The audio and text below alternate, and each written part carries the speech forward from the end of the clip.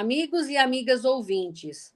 Eu sou Helena Sampaio e falo em nome da Rebraus, a Rede Brasileira de Letramento em Saúde. Em nossos últimos episódios, temos conversado bastante sobre instrumentos para medir o letramento em saúde. Hoje, trazemos um instrumento também considerado multidimensional, lembram?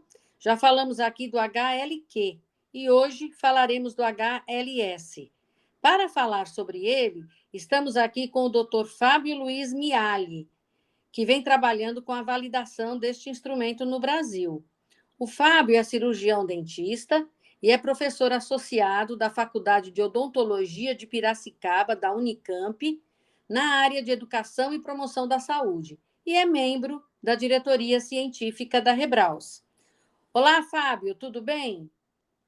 Olá, professora Helena, tudo bem? Eu agradeço pelo convite, quero dizer que para mim é uma imensa satisfação participar desse podcast com a senhora, tendo visto que você é uma das pesquisadoras pioneiras desse fenômeno do letramento no Brasil, e desde então vem publicando diversos livros e artigos sobre o tema. Parabéns pelo seu trabalho, por essa série de podcasts e por ajudar, né, a divulgar o campo do letramento em saúde no país. Eu é que agradeço. Inclusive, é uma honra para nós termos podido colaborar através de convite seu em alguns trabalhos seus, né? Porque você está falando de mim, mas você também tem sido um baluarte aí na luta pela divulgação e disseminação do letramento, né, não? Obrigado, professora. Fábio, fale-nos um pouquinho aí sobre a origem desse instrumento HLS, que é um nome compridão, né? HLS Sim, aham. UQ47. Sim, o instrumento, então essa denominação vem do European Health Literacy Survey Questionnaire, por isso essa sigla, HLS, Health Literacy Survey European Questionnaire, né? E survey, porque ele foi utilizado em um survey, o grande inquérito populacional na Europa, para mensurar os níveis de letramento em saúde da população europeia. Então, ele teve origem a partir de um grande projeto europeu, denominado European Health Literacy Consórcio, que ocorreu entre os anos de 2009 e 2012, e foi financiado pela Comissão Europeia e outros parceiros. Esse grande projeto europeu, que teve como, então, objetivo mensurar o letramento em saúde na Europa, teve como principais objetivos adaptar um instrumento para medir o letramento em saúde na Europa e gerar, pela primeira vez, letramento em saúde nos países europeus, a fornecer indicadores para o monitoramento do letramento em saúde em nível nacional, na Europa, criar órgãos consultivos e, por fim, estabelecer uma rede europeia sobre letramento em saúde. Esse europeu para mensuração do letramento incluiu, então, instituições acadêmicas de 8 países, entre eles a Áustria, a Bulgária, a Alemanha, Grécia, Irlanda, Holanda, Polônia e Espanha, para conduzir o projeto. Tendo, então, em vista esses objetivos, né, o consórcio, então, elaborou um plano de trabalho que seguiu os seguintes passos. Primeiro, inicialmente, eles visaram elaborar uma definição para o letramento em saúde que fosse inclusiva, no sentido de incorporar as definições já publicadas em outros artigos até então sobre o letramento em saúde. Num segundo momento, então, sobre essa nova definição, definiu-se criar um modelo conceitual de letramento em saúde. E, finalmente, tendo a definição em mãos e o modelo conceitual, construir um instrumento para medir o letramento em saúde no contexto europeu, a partir dessa definição e do modelo conceitual. Para elaborar, inicialmente, então, referente à definição, né, a nova definição do letramento em saúde, 2 equipes de pesquisadores independentes europeus realizaram uma revisão sistemática das definições e conceitos de letramento em saúde publicados entre os anos de 2009 e 2010 nas bases de dados Medline, PubMed e Web of Science. Os estudos que foram incluídos nessa revisão sistemática para elaborar uma nova definição de letramento apresentavam os seguintes critérios de inclusão. Primeiro, eles deveriam ser redigidos na língua inglesa, deveriam ter como objeto o letramento em saúde em um país desenvolvido, e o estudo deveria oferecer algum conteúdo relevante no que diz respeito ao que? A conceituação do letramento. Então, como resultado dessa revisão sistemática, os autores identificaram inicialmente 170 publicações, selecionaram 17 na análise, mas apenas 17 das 19 apresentavam definições explícitas sobre o letramento em saúde. Ao ler, então, os artigos, os pesquisadores observaram que as definições de letramento em saúde nesses 17 estudos focavam majoritariamente nas habilidades individuais dos indivíduos para obter, processar e compreender informações e serviços necessários para tomar decisões. Como essas definições focavam muito nas habilidades individuais, mas os pesquisadores também tinham em vista a necessidade de ampliar um pouquinho a definição de letramento em saúde para além de habilidades individuais, para habilidades em saúde pública. Então, incorporou-se a definição de letramento em saúde, também aspectos do letramento público, ou Public Health Literacy, ou seja, fundamentos do letramento em saúde inseridos no contexto dos grupos ou comunidades.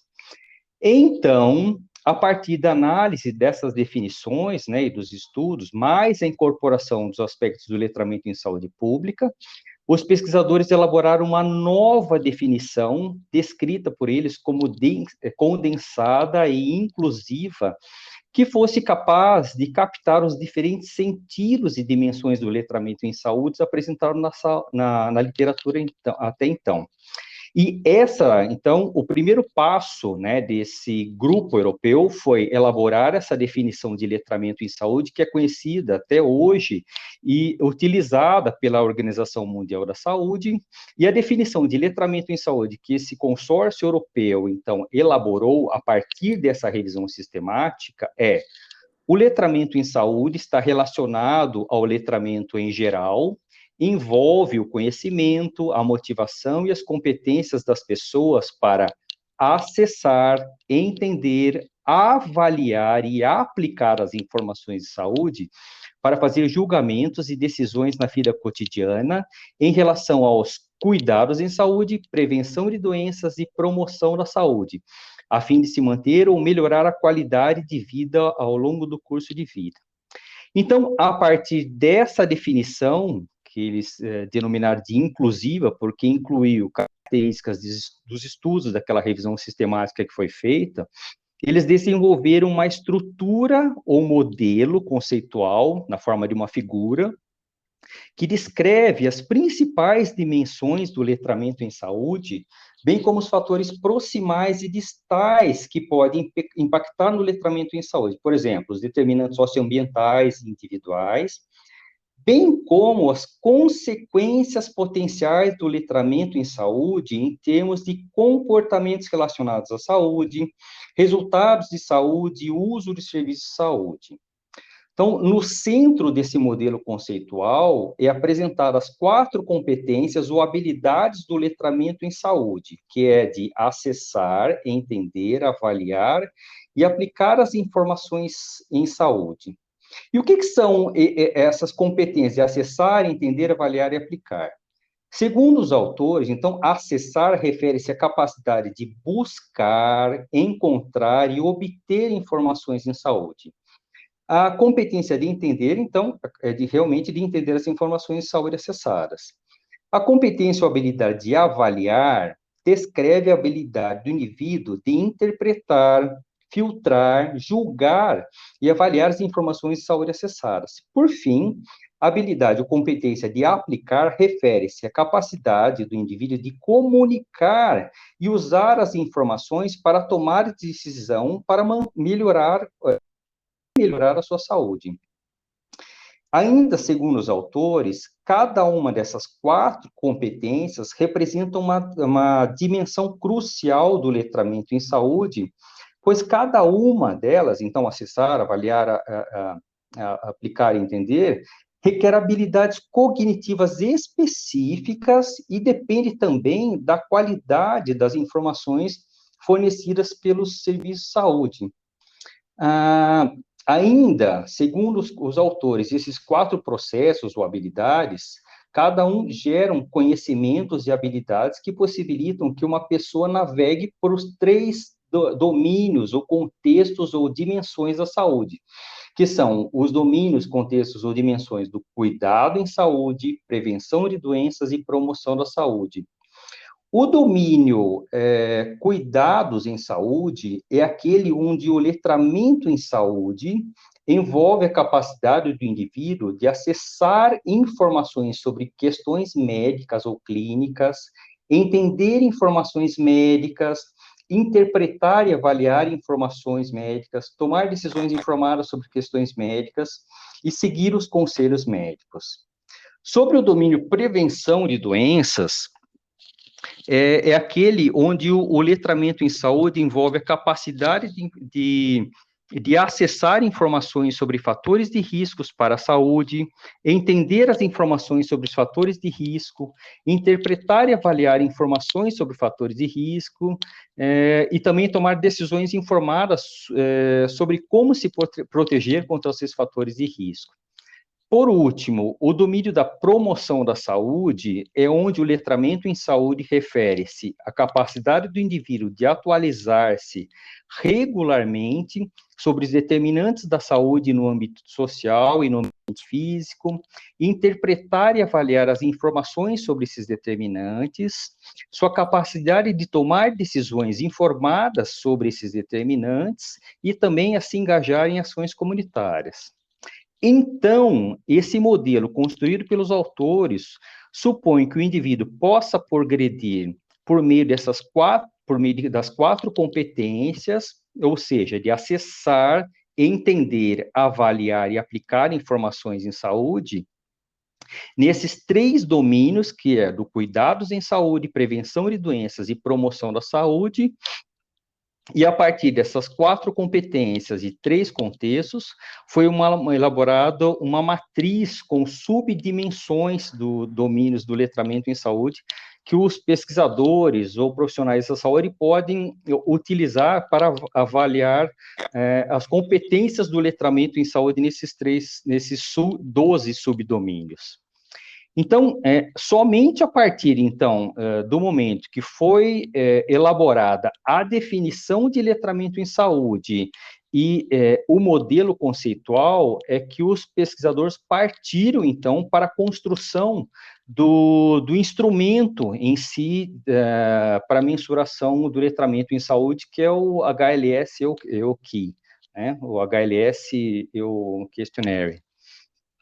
Ok.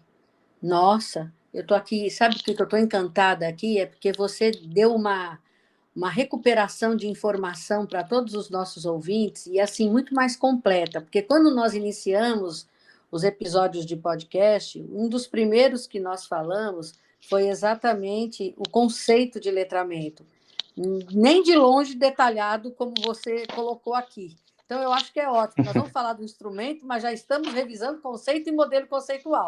Muito bom. Fábio, e como é que foi o processo, então, de construção, agora que você disse que a partir daí eles criaram o instrumento, né? Como é que foi esse processo de construção dos itens? Pois para a geração dos itens, então, eles utilizaram inicialmente uma técnica Delphi, né, que é uma técnica de facilitação de grupos, com o intuito, então, de se chegar a um consenso no grupo. Para isso, então, participaram as equipes de pesquisa do consórcio europeu, foram convidados a participar, e numa primeira rodada Delphi, os pesquisadores, os participantes, sugeriram um total de 136 itens que foram gerados para esses 12 subdomínios.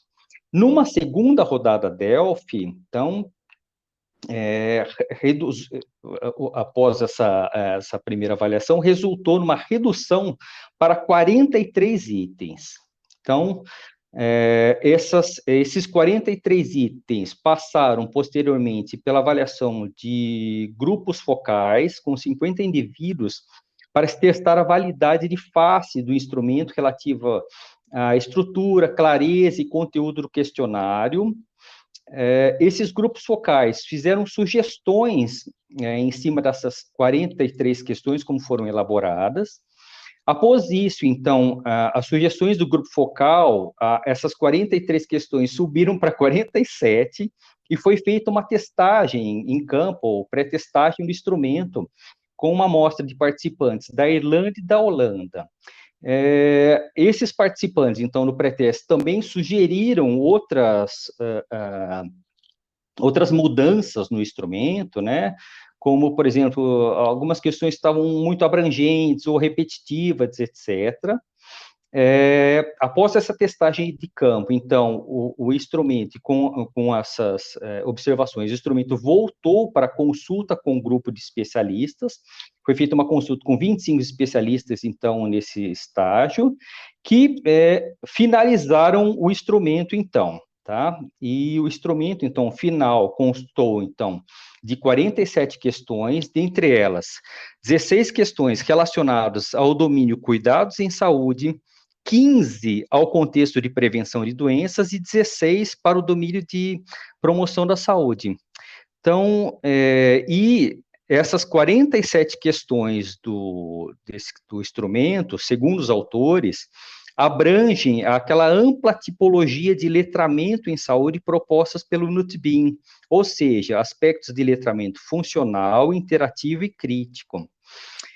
E essa versão final, então, né, do questionário foi elaborada na língua inglesa e ela serviu, então, como a versão principal para tradução e adaptação nas outras línguas que utilizaram o instrumento na Europa, como o búlgaro, holandês, alemão, grego, polonês e espanhol. Então, a partir de então, o instrumento foi aplicado como parte daquele projeto europeu, então, de se mensurar o letramento em saúde na Europa, e foi aplicado, então, no ano de 2011, em uma amostra de 8.000 participantes de 8 países da Europa: Áustria, Bulgária, Alemanha, Irlanda, Holanda, Polônia, Espanha e Grécia. Então, você veja, o projeto europeu teve início em 2009, mas o instrumento, então, foi aplicado apenas em 2011, porque teve todo esse processo, então, da construção de uma definição, de uma matriz no modelo conceitual, para então, em cima disso, né, da definição da matriz, ser elaborado o instrumento. E na aplicação europeia, além dos 47 itens do instrumento, os autores também coletaram 39 variáveis sociodemográficas e comportamentais para comparação. No ano de 2012, o consórcio produziu um relatório final com os achados dessas mensurações, e, posteriormente, o instrumento vem sido traduzido, adaptado e validado em outros países e línguas, por exemplo, como português de Portugal, norueguês, indonésio, vietnamita, japonês, dentre outras línguas e países, ok? Ok mesmo. Eu estou aqui cansada e respirando profundo, porque eu imagino o trabalho que esses pesquisadores tiveram. Com Que certeza, com processo certeza. longo, hein, Fábio? Sim, sim, sim, sim, sim. Muito longo. É isso que desanima, às vezes, a gente querer construir alguma coisa, né, Fábio? Sim, sim, sim. Com certeza. Principalmente quando a gente não tem recurso, né, não? Poxa, no caso eles tiveram apoio lá da comunidade europeia, né? Pois é outra realidade, né? É outra realidade, é. Bom, você falou da contemplação, né, dos 3 domínios, e aí como é que é, então, a estrutura do instrumento? Explica um pouco para nós. Tá, então, conforme eu já disse, o instrumento então, apresenta 47 questões, e de uma forma geral, assim, ó, ele tem um enunciado, né, que pergunta, em uma escala que vai de muito fácil a muito difícil, com que facilidade você consegue? E há 4 opções de respostas: muito fácil, fácil, difícil e muito difícil. Por exemplo, no contexto ou dimensão do cuidados em saúde, pergunte-se assim, em uma escala que vai de muito fácil a muito difícil, com que facilidade você consegue encontrar informações sobre sintomas de doenças que lhe preocupam? Com que facilidade você consegue entender o que seu médico diz a você? entender as informações que estão nas bulas do medicamento, com que facilidade você consegue avaliar as vantagens e desvantagens das diferentes formas de tratamento, com que facilidade você consegue usar as informações que seu médico passa a você para tomar decisões sobre sua doença. Da mesma forma, por exemplo, no contexto de prevenção de doenças, é perguntar com que facilidade você consegue encontrar informações sobre lidar com comportamentos não saudáveis, tais como fumar, praticar pouca atividade física e beber em excesso. Ou com que facilidade você consegue entender o que seu médico diz a você? Ou com que facilidade você consegue as vantagens e desvantagens das diferentes formas de tratamento? Ou já no sentido de aplicar, com que facilidade você consegue aplicar as informações que seu médico passa para você tomar decisões sobre sua doença. Por fim, no campo domínio de promoção da saúde, algumas questões são feitas, por exemplo, com que facilidade você consegue encontrar informações sobre as atividades que são boas para o seu bem-estar mental?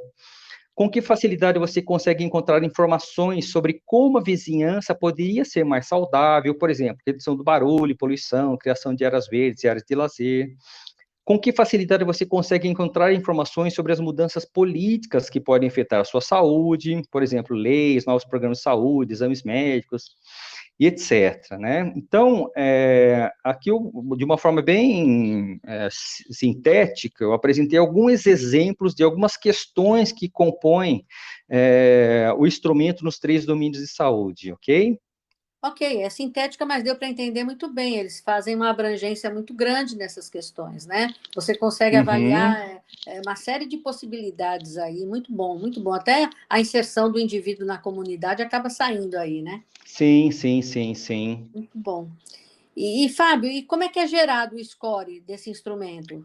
Bem, os pesquisadores dizem que a gente pode gerar um score geral, né, a partir das 47 questões, então, atribuindo então, valores para a categoria de resposta. Por exemplo, muito fácil, um valor 4, bastante fácil 3, bastante difícil 2 e muito difícil 1. E quanto maior o valor do score, maior sugere-se um maior nível de letramento em saúde.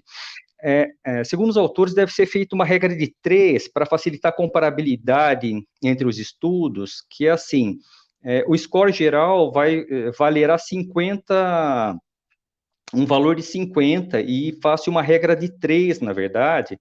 Então, independentemente do somatório, né, do instrumento, ele variará de 0 a 50. E os autores propuseram, então, assim, a seguinte categorização: letramento em saúde inadequado, de 0 a 25 pontos, problemático, de 26 a 33, suficiente, de 34 a 42, e excelente, de 43 a 50 pontos. E para algumas análises, os níveis de letramento inadequado e problemático são combinados também. Tá? Então, é basicamente isso. Ou pode ser feito dessa forma agregada, usando essa regrinha de 3, ou também, caso o profissional ou pesquisador decida, pode ser utilizado aquelas 12 subdimensões do instrumento, e podem ser feitas análises individuais daqueles 12 subdomínios também. Ok? Ok, interessante, porque quando a Catarine veio falar para nós sobre o HLQ, ela disse que Uhum. exatamente ele era um instrumento multidimensional, mas ele não tinha uma categorização. Então é bom porque nossos ouvintes estão vendo hoje um que é considerado multidimensional também, mas que tem categorizações, né? É bom Sim, porque sim. ilustra bastante para os nossos ouvintes. Muito bom. Fábio, ele é sempre assim, quer dizer, você já falou que a gente pode trabalhar com os domínios, mas ele tem alguma versão mais curta ou ele só existe nessa versão de 47 questões? Não, quando os pesquisadores desenvolveram, o consórcio desenvolveu o instrumento, eles desenvolveram 2 versões curtas também. O instrumento longo leva em média 10 a 15 minutos para ser aplicado, mas 2 versões curtas foram desenvolvidas. Uma versão com 16 itens, denominados de short form, já foi aplicado em alguns países e a duração é em média de 3 a 5 minutos, tá, para ser aplicado. E apresenta uma outra forma de se gerar o score, que você atribui, então, valores de 1 às respostas muito fácil e fácil, e difícil e muito difícil, atribui o valor 0, e desse somatório, então, varia de 0 a 16, e os autores supõem, então, na verdade, que se delimite o score, a categorização de score como letramento em saúde inadequado, caso ele seja menor que 9 e suficiente entre 3 e 16. E há uma outra versão, denominada de short form, que é o HLS 06, que apresenta apenas 6 itens. E sua aplicação dura, em média, 1 a 2 minutos, tá? E da mesma forma que o HLS 16 também, as respostas são categorizadas em 0 e 1, o somatório vai de 0 a 6, e segundo os autores, caso o score seja menor que igual a 2, então o indivíduo apresenta um letramento em saúde inadequado, e se for igual a 3, igual ou maior a 3, é considerado de adequado. Então, conforme já dito, a maior vantagem desses instrumentos, né, versões curtas em relação ao 47, é que eles são relativamente mais fáceis de aplicar no contexto clínico ou populacional, pois apresentam um tamanho menor e, portanto, geram, claro, menos cansaço ao indivíduo pesquisado, e com isso uma menor probabilidade de gerar viés de resposta. Um detalhe também que é importante destacar é o seguinte: para além dessas duas versões que foram curtas, que foram desenvolvidas, pesquisadores de todo o mundo, também que utilizaram a versão 47, testaram e desenvolveram outras versões curtas do HLS 47, para além do HLS 16 e 06, conforme acabei de citar. Por exemplo, foi feito um estudo lá em Taiwan, no qual os autores desenvolveram um instrumento com apenas 12 questões, e esse instrumento obteve um bom ajuste do modelo para aquela população. Na Noruega, também foi outro grupo de pesquisadores também fez um processo de redução do HLS 47 para uma outra versão também com 12 itens, diferente daquela de Taiwan, e encontraram, inclusive, melhores propriedades psicométricas para o instrumento com 12 itens do que para o instrumento HLS 16, elaborado pelo grupo europeu. É interessante isso para a gente observar que, conforme os pesquisadores vão fazendo essas análises psicométricas mais robustas do instrumento, em cada país, o contexto local, outras configurações, então, do instrumento vão surgindo, o que, ao meu ver, é muito bom, muito bom, pois muitas vezes, às vezes, um instrumento desenvolvido em determinado contexto não apresentará a mesma qualidade psicométrica se for adaptado e aplicado em outros contextos. Por isso, às vezes até é muito complexa essa comparação direta dos instrumentos entre um país ou outro, sem que haja um pouco de reflexão de que diferenças socioculturais interferem nessas propriedades do instrumento para mensurar os fenômenos, né? Muitas vezes os pesquisadores apresentam um certo receio de testar de forma mais complexa essas propriedades psicométricas do instrumento, inclusive fazendo certas reduções do instrumento original à realidade do seu país, né, com medo de que ele fique diferente do original, ou de que não possa permitir a comparação entre países e regiões, mas você vê que há pesquisadores que têm feito determinadas reduções do instrumento e readaptado segundo as características socioculturais dos seus países, o que eu acho bem interessante em psicometria. Exatamente. Mas e aí? Como é que foi feito esse processo aí de adaptação e validação no contexto brasileiro? Bem, aqui, então, participaram, então, desse processo diversas instituições, né, inclusive a senhora, que teve um prazer, a sua equipe participar desse processo. Por início, então, nós entramos em contato com a professora Christine Sorensen, que é a autora responsável pelo instrumento, solicitamos autorização para sua tradução ao português do Brasil. Em seguida, o projeto foi submetido e aprovado pelo Comitê de Ética. Ele foi traduzido e adaptado segundo as recomendações da literatura. Então, primeiro, a versão do questionário em inglês foi traduzida para o português do Brasil por 2 professores de inglês e um pesquisador da área com conhecimento da língua inglesa. Foi feito, então, a Back Translations por 2 tradutores nativos da língua inglesa, que não participaram da primeira etapa de tradução. Um comitê de especialistas, posteriormente composto por 6 experts na área de saúde, com experiência no campo de letramento e com alto nível de proficiência da língua inglesa, bem como um professor de português e outro de linguística, também avaliou todo esse processo de tradução e retradução, propôs uma versão final, e sendo que a versão final em inglês, então, foi submetida à avaliação e aprovação da autora responsável. E a partir, então, é que a versão brasileira, né, foi, então, aplicada, pretestada em 50 indivíduos adultos, usuários do serviço de saúde dos municípios de Piracicaba, São Paulo, Aparecida de Goiânia e Fortaleza, selecionados aleatoriamente. E nessa pretestagem não se verificou a necessidade de mudança do instrumento.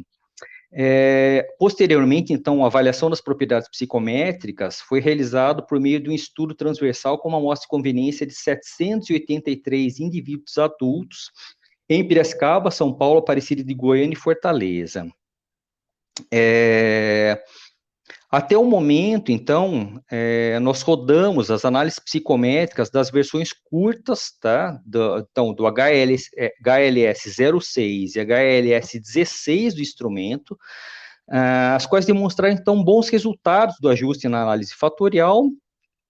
Para HLS Q6, né, os resultados indicaram, então, um modelo unidimensional bom, com boa estabilidade do instrumento. Sobre o HLS 16, nós rodamos também as análises psicométricas e o instrumento demonstrou boas análises psicométricas, indicando um modelo unidimensional, com bom ajuste do modelo. Entretanto, para o HLS Q47, que é o modelo completo, ou full, né, assim como já verificado em outros estudos, a estrutura do fatorial do instrumento não foi considerada muito satisfatória, quando avaliado por meio de análises psicométricas mais robustas, para além daquelas utilizadas na elaboração do instrumento europeu. Então, aqui no nosso contexto, as versões curtas demonstraram propriedades psicométricas melhores do que a versão com 47. Isso não foi só uma problemática observada aqui, mas também em outros estudos internacionais, os autores também, quando aplicaram análises psicométricas mais robustas do que a original aplicada no consórcio europeu, né, durante o desenvolvimento do instrumento, também verificaram uma estrutura fatorial não tão satisfatória, tá? Mas, de certa forma, nós havendo aqui no Brasil essas 2 versões curtas com boas propriedades psicométricas, eu creio que são interessantes, pois as versões curtas são mais indicadas para aplicabilidade exatamente no contexto da clínica, né, em levantamentos epidemiológicos. Então, é isso. Uhum. Bom, você está dando uma aula de pesquisa para nós todos, né? Porque a gente falou que era difícil construir, mas validar é muito complicado também. Também, bastante, Esse aí deu um trabalhão, né? Deu. E a seleção das medidas de avaliação, né? Que você disse, que sendo mais robusta, você tem mais feedback, né? E aí, se não fizer, às vezes ele parece bom, mas não é, né? Sim, sim. E, Fábio, e assim, na sua opinião, quais são as limitações que esse instrumento traz e como é que ele poderia ser melhorado? Tá, olha, por exemplo, aqui no Brasil, nós observamos que algumas das questões da versão completa, né, exigiam alto nível, por vezes, alto nível de necessidade cognitiva do indivíduo de compreender as questões, às vezes pareciam muito parecidas entre elas. Alguns participantes relataram isso, "Não, mas essa questão está muito parecida com a outra, que eu já respondi, mas não está igual, né? Então, o problema da compreensão de algumas questões e a interpretação de que elas pareciam meio parecidas. A gente observa também, por exemplo, que o modelo, ele supõe que os indivíduos façam tomadas de decisões seguindo esses 4 passos, por exemplo, acessar, entender, avaliar e aplicar informações em saúde, né? A nosso ver, na verdade, isso daí pode ser uma suposição acadêmica que os indivíduos transitem por esses 4 características cognitivas, de acessar, entender, avaliar e aplicar. Pode ser, de repente, que os indivíduos transitem por outros processos mentais para fazerem tomadas de decisões em cada domínio e contexto de saúde, né? Então, isso daqui foi uma suposição, então, que os autores trouxeram, que eu acho que pode ser melhor investigado, quem sabe, em outros estudos, inclusive para aprimorar a mensuração do instrumento sobre o fenômeno de letramento, né?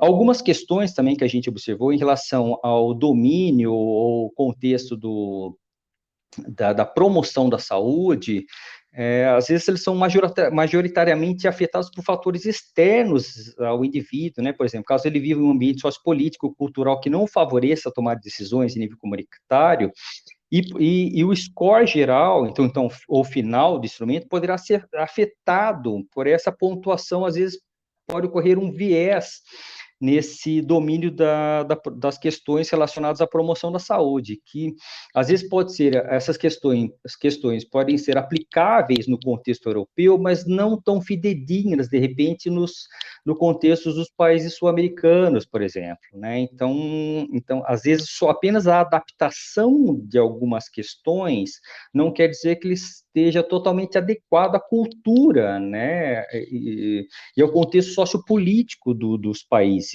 de todos os países. Uhum. Uma outra crítica que se faz, né, é que como que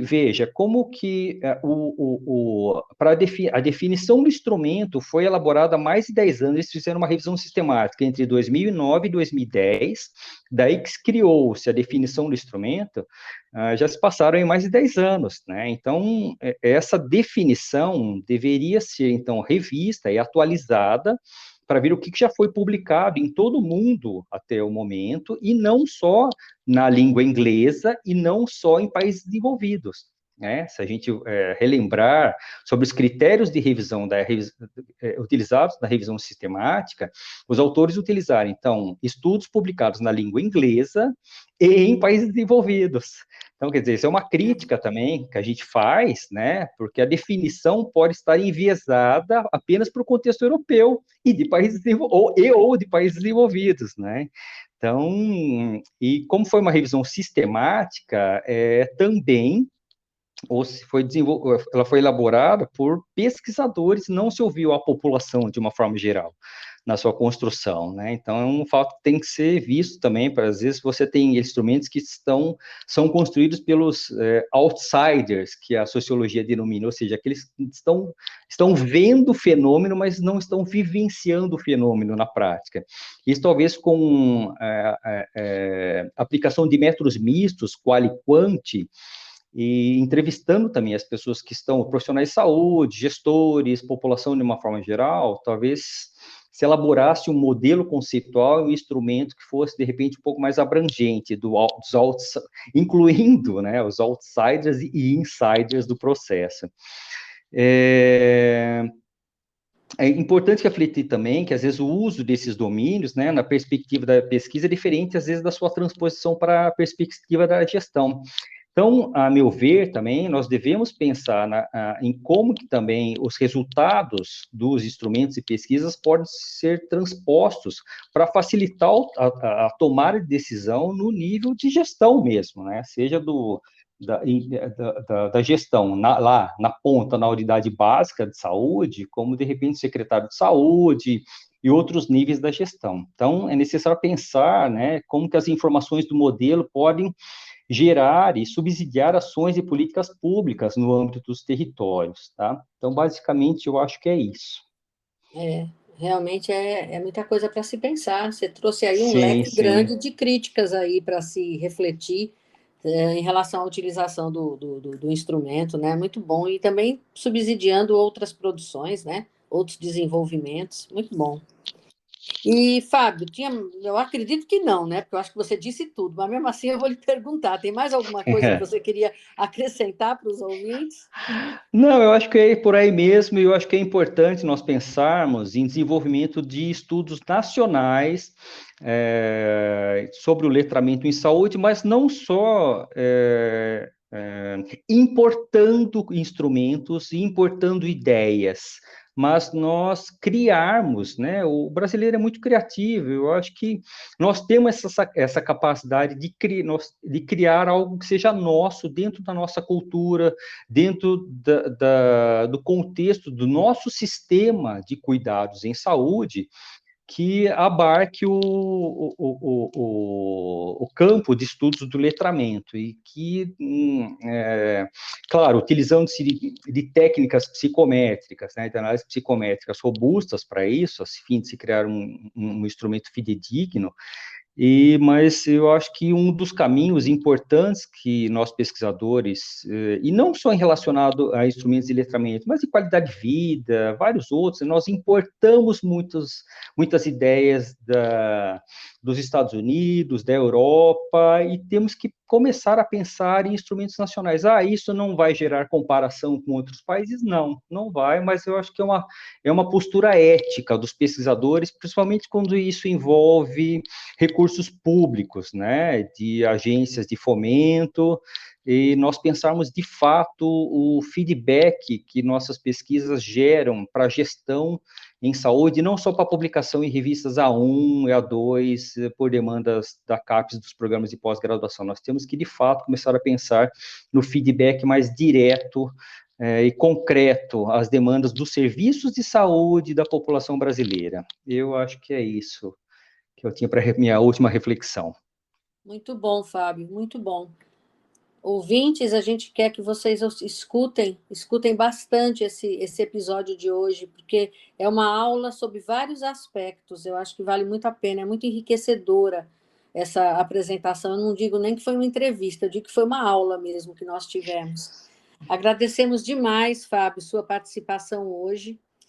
Nós ainda vamos acabar conversando sobre alguns instrumentos específicos. A gente quer ver se podemos contar com você num futuro próximo para conversar um pouquinho sobre letramento em saúde oral ou letramento odontológico. Acho que eu já vi os dois termos sendo usados em publicações. Como você é da área, né? Você é cirurgião dentista, de repente podemos abrir aqui um episódio para falar sobre isso, não é? Sim, estou à sua disposição.